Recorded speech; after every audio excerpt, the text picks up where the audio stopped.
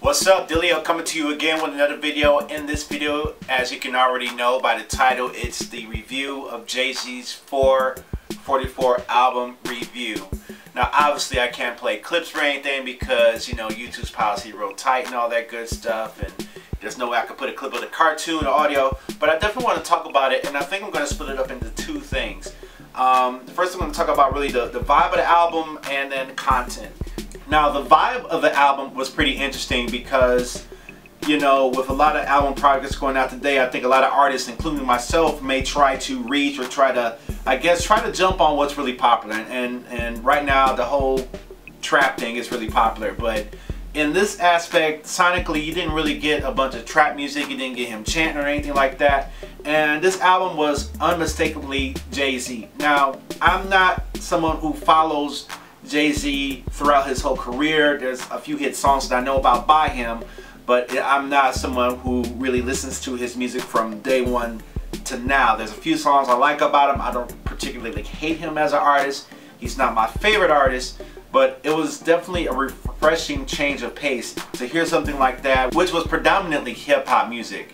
And the production, you know, had a lot of cuts and samples and stuff like that. A lot of sample flipping, a lot of sample chopping, which I really enjoyed. And it was just something different, you know. I did kind of wonder where was the whole Timbaland Jay-Z thing or the Pharrell and Jay-Z thing. And maybe that's a thing of the past because that didn't really show up in this album. It was more of the traditional sound that provided actually a great template for you to hear content, which makes me go into another thing about the album that I liked, and that was that he was touching on subjects, you know, that he had problems with Beyonce, and he was very quiet about that, and I think that was probably a good strategy in his favor. And he let Beyonce do his thing, obviously, and then he finally made some statements about it in his music, which obviously is the best place to do it. I mean, if he went on interviews and went on Twitter and went on Instagram talking about this, why would anyone want to go listen to his music? Because they already know how he feels about it and what he says about it. So for him to take his time and to express on those things, and he talks about Kanye, he has this line about "Don't go Eric Benet," which I thought was kind of hilarious, but it was kind of true. Eric Benet definitely responded to that comment, which I thought was also interesting as well. But the content definitely touches on a lot of topics I wish more artists and musicians would talk about. There's definitely, unfortunately right now we live in a time where I guess rapping about these topics isn't necessarily what's pushed in the industry right now. Most of the time the topics that are pushed in the industry are drugs, drug use, you know, all that good stuff, and they have fun with that and party and have a good time trancing out. And I'll be the first to tell you, I'm the first person to trance out on March Madness by Future, because that beat is dope. You know, I'll trance out on that. And definitely music is a very powerful thing, and so when you have a lot of music that just kind of talks about mostly the party music, and there may be some music out there, I can't say all, but the majority of it, let's be honest, the majority of it is about having fun, living that life, especially in the urban community. You know, it's a lot of that, and I get that. That's our story. But Jay-Z comes from a different perspective now, and that's a lot different from what he was popularly known for in the beginning. He's talking about building wealth. He's talking about how different communities build their wealth, and I really like that. I would rather trance out learning about how to build music and getting that stuck in my mind than you know, some other topics and stuff like that. Not that I hate it. I think it's all right to kind of go crazy sometimes in music. Sometimes you want to go wild, but I think that Jay-Z took some time to reel all that back in and really kind of go off some topics. And you know, the thing that he says about OJ, and he's like, "I am not a black man," and then Jay's like, "Okay," you know, I thought that was pretty interesting right there. You know, just definitely talking about the situation with Prince and his music.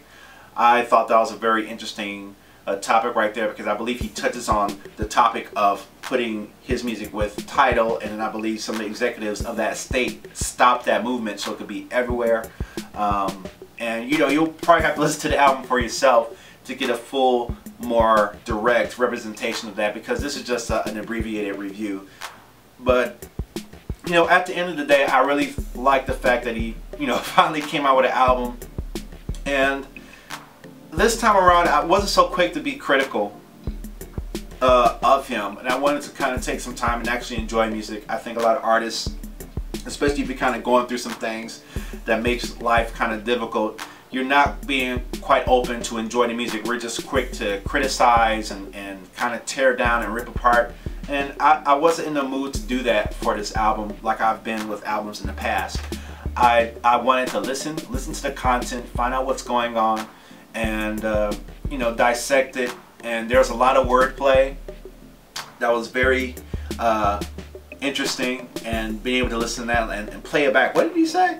You know, because I think that's really cool. You know, whereas a lot of trap music right now, you know, we repeat the line, is a lot of time it's mumble, we don't really understand it, and I get that, that's fun, but to have something different was really cool. And that's what I like most about this album, was that it was him.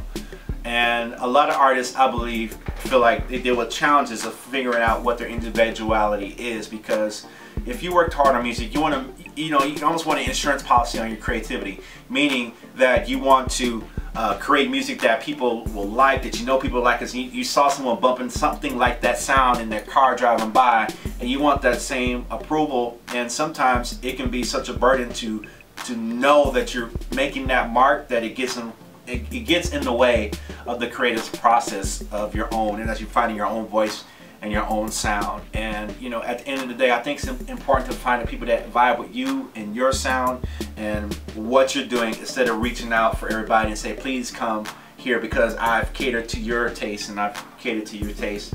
And you know, I'm glad that he did his music the way that he did and stuff like that. You know, I appreciate it, and I'm glad to have heard it. You know, I'll probably listen to it and then probably, yeah, move on to another album or another artist. But right now, everybody's talking about his music right now. I definitely listened to the album a few times, and it was definitely enjoyable. So that was my review of the Jay-Z 444 album. Let me know what you think about the album in the comments below. Make sure you hit the like button and subscribe, all that good stuff. And I'm signing out. I'm Dillio, and you're watching Dillio T2K for DillioT2K.com. This video is sponsored by Khemikals, a preset library from Massive, including pads, leads, bass sounds, and more. Be sure to visit DillioT2K.com to hear it live and pick up your copy today.